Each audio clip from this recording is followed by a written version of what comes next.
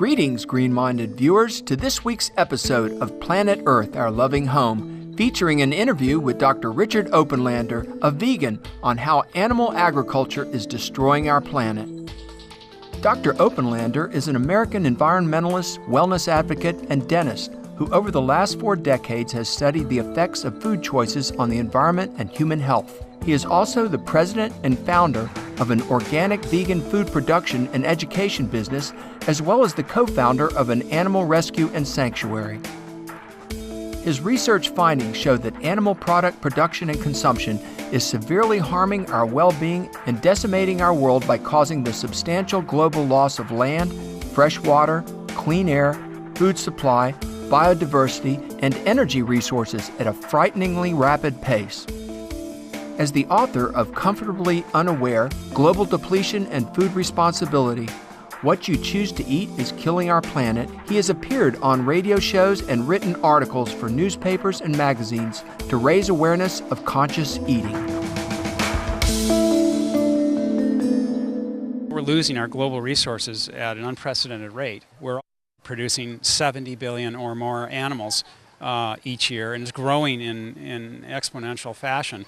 Number is a bit difficult to pin down because on any given day there will be, according to the Food and Agriculture Organization, 1.7 trillion chickens in the world and 1 to 2 trillion fish in the world that are on their way sooner or later off to slaughter. So it's a massive number where all of our resources are being deployed for this purpose. So in the other direction, we're using all these resources and all of our energies to produce essentially food to create animals. It's really not even food, it's animals that we're creating. And then we're eating those, and the end result is we're eating something that's unhealthy for us too. So it's sort of a two-bladed sword that we're dealing with right now. Whereas if we just did away with all that unnecessary loss of resources, and it would be better obviously for our health. Meat production is inherently inefficient compared to growing plants for food. Vast tracts of tropical rainforests are destroyed annually to create space for livestock grazing and cultivating crops for livestock feed. According to a United Nations Environment Program report, animal agriculture-related activities take up 38% of our planet's land. Producing animal products also consumes huge volumes of water. For example, a person uses up to 15,000 liters of water per day for a meat-based diet, which is 15 times as much water as a vegan would use. Water itself is the most concern of any scientists that are studying where we're going in our future. We are running out of land, of course, but we're expected to deplete our water systems by 40% just in the next 19 years. So if we didn't use the water for all of the aspects of animal agriculture, we certainly could be applying it more frugally to our own use right now. They're concerned about water scarcity, when in reality, it's more about water management. Instead of technologies, we need to start looking at choices.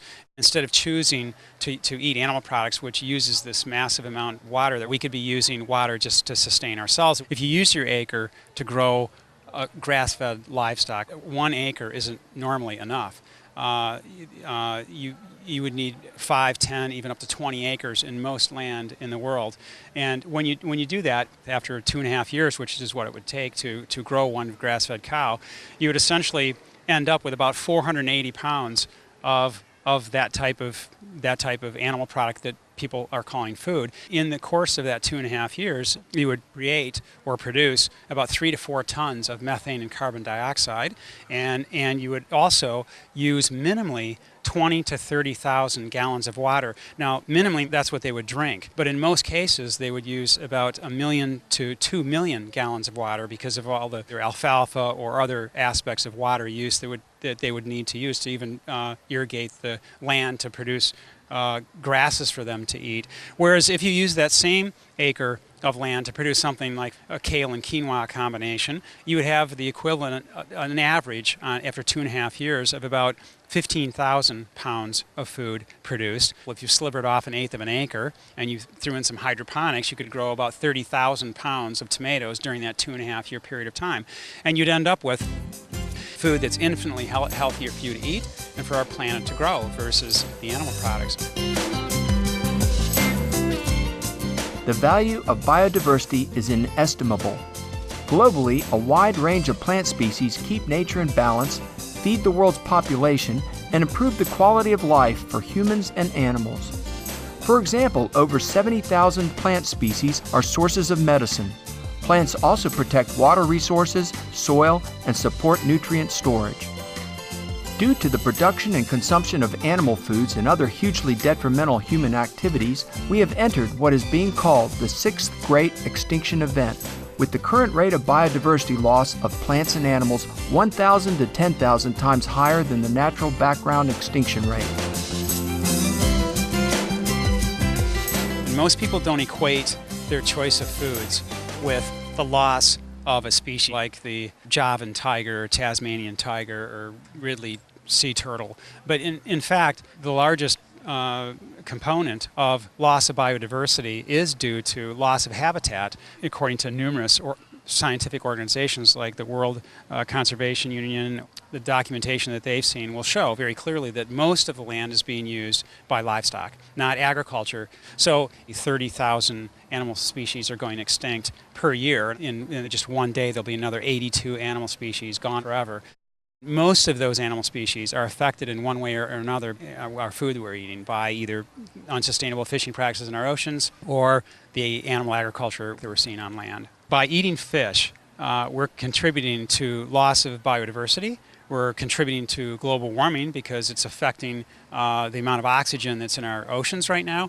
We're also affecting our own health because fish, in fact, have cholesterol. They still have many other issues that'll affect us. Obviously, if we're moving over entirely to a plant-based diet, we're going to be true stewards of our planet by not creating such loss of habitat and destructions in our oceans, so species will be preserved. Dr. Openlander estimates that meat consumption leads to a minimum of $150 billion in healthcare costs in the U.S. annually. He now explains how he arrived at his conclusion. What I usually do is I try to frame it slightly differently. I try to point out that we have a $2.1 to $2.3 trillion healthcare costs in America. Last year, it was $2.1 to $2.3 trillion. Now, the minimal amount that you can quantify as applied to eating livestock is somewhere around 150 billion. That's minimal. That's because if you add up the 88 billion from foodborne illnesses from livestock, or the 180 billion from hypertension, the 300 billion a year from heart disease or cardiovascular concerns, and then there's diabetes for another $120 billion. And eating livestock or animals is minimally between 20 to 25 to 30% risk factor of all those. So is that at least $150 billion. I feel like that this should be taken into account with our national health care plan and insurance. I feel that the title of my next book should be, Why Should We Be Paying for What Everybody Else Decides to Eat? Livestock raising is the single largest human-induced source of methane emissions, a highly potent heat-retaining greenhouse gas which has 72 times the warming potential of carbon dioxide over a 20-year period. Scientists know that we are in an escalated global warming period with more greenhouse gases in our atmosphere than at any other time. So we have to do something to solve it. We can't continue on with what we're doing. The United Nations 2006 report called the Livestock's Long Shadow stated it was 20% of all of our greenhouse gas emissions, which is more than in all of our transportation sector, all the airplanes, cars, trucks, and trains that we drive and fly every day. Some researchers that were also looking at it on the side very carefully since then have demonstrated that livestock is responsible for 51% of all greenhouse gas emissions found in our atmosphere. It's an issue of raising animals to eat, and that's not going to change unless we get off of eating animals entirely. Vegan organic farming improves the quality of our planet's soil, water, and air, and thus enhances biodiversity. The practice can also tackle climate change by absorbing and storing carbon dioxide.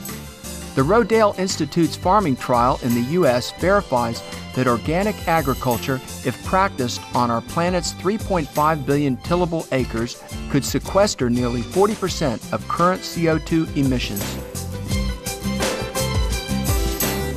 There are many food movements, as you know now. There's slow food, real food, organic, being a locavore. There's so many different food movements right now. The issue is that they all are like a barge going down the river, and they're carrying behind it this long line that's attached to animals. All of them are. So they're not getting anywhere. In fact, they're dragging more resources with it. So we need to clip the line, essentially, get the animals out of that equation. So real food and slow food and organic food and buying local food are all extremely healthy without the animals. You can say that whether it's organic or not organic, it doesn't matter if it applies to animals, because it's not going to be healthy for our environment, for our planet, or for ourselves. Now, if you're talking about organic and non-organic or inorganic or vegetable sources and plant sources, sure.